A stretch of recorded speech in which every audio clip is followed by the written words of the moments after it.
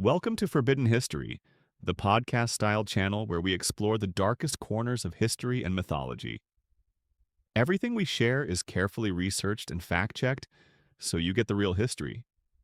If you enjoy learning about the shocking, strange, and forgotten parts of the past, make sure to like this video, subscribe, and join the discussion in the comments.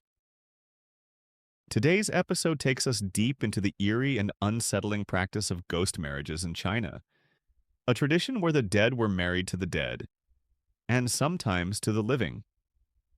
The practice of ghost marriages, or minghun, dates back more than 2,000 years. The idea was simple but chilling.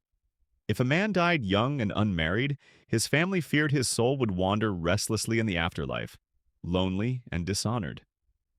Marriage was seen as essential for fulfilling social and spiritual obligations. So, families began arranging marriages for the dead.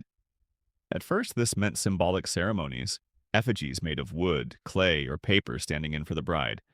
But over time, ghost marriages became far more disturbing. Real corpses were sought out, stolen, or even killed to provide a proper wife for the deceased. In traditional Chinese belief, ancestral spirits were thought to influence the fortune of the living. An unmarried son was considered a tragedy, and not just for him, but for the entire family line. Without a wife, he couldn't produce heirs, and without heirs, the ancestors risked being forgotten. So families went to extraordinary lengths to fix this. They believed that marrying off their dead sons, even after death, would restore balance, protect their descendants, and keep the spirit world content. But behind these beliefs lurked a dark economy of death. By the 19th century, a grim black market had developed. Families desperate for a corpse bride would pay large sums for the body of a young, unmarried woman. Coffins were raided, corpses stolen, and women murdered to meet the demand. The practice wasn't confined to remote villages. Records show ghost marriages were arranged across northern and central China, with families competing for the best corpse brides. Some families even advertised for brides in newspapers, openly acknowledging they were seeking a match for a dead son. One shocking case from the 1920s tells of a woman who died just weeks before her wedding. Her grieving family arranged for her to be married, but not to her fiancé.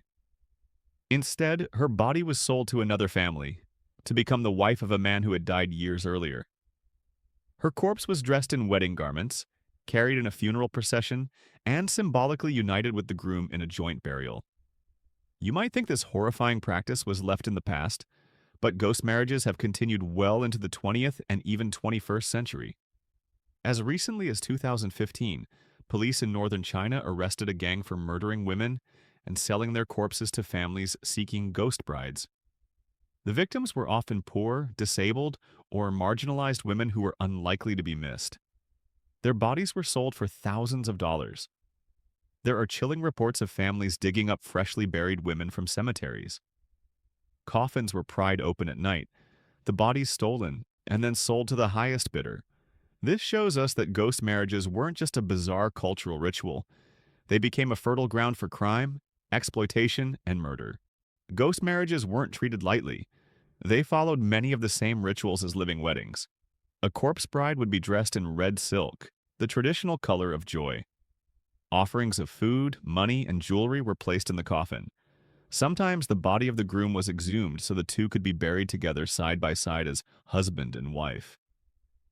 If no corpse could be obtained, effigies made of paper, bamboo, or straw might stand in. These effigies would be burned after the ceremony, symbolically sending them to the afterlife. For the families involved, these ceremonies were not grotesque. They were solemn, vital acts of love and duty. But to outsiders, they looked more like a nightmare come to. Not all ghost marriages were between the dead. In some cases, a living person was married to a corpse. A young woman might be promised in marriage to a man who died before the wedding. Instead of canceling the match, the families carried on with the ceremony.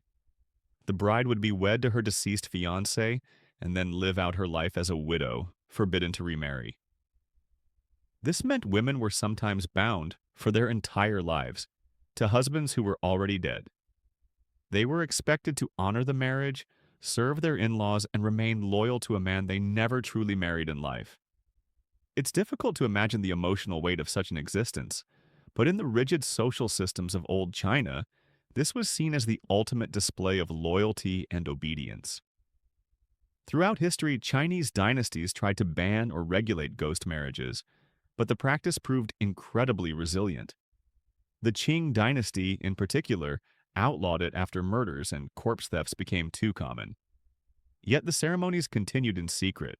Throughout history, Chinese dynasties tried to ban or regulate ghost marriages, but the practice proved incredibly resilient. The Qing dynasty, in particular, outlawed it after murders and corpse thefts became too common. Yet the ceremonies continued in secret. Even in the modern era, the communist government has denounced ghost marriages as feudal superstition.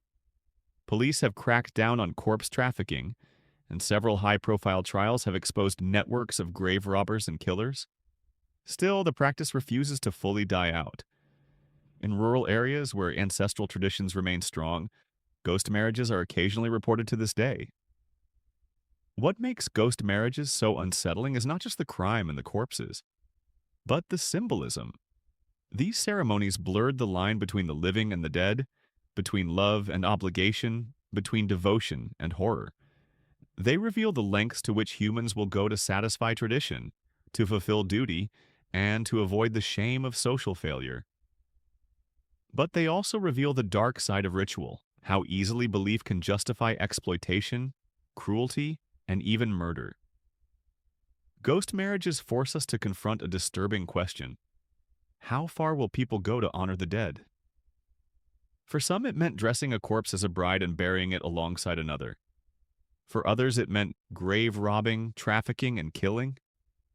What began as a way to honor the lonely dead became a system of horror for the living.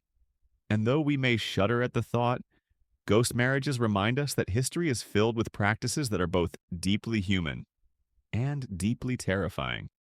Thank you for watching Forbidden History. If you enjoyed this story, please subscribe, give this video a like, and let us know in the comments what other dark histories or myths you'd like us to cover. Until next time, remember, the past is never really dead.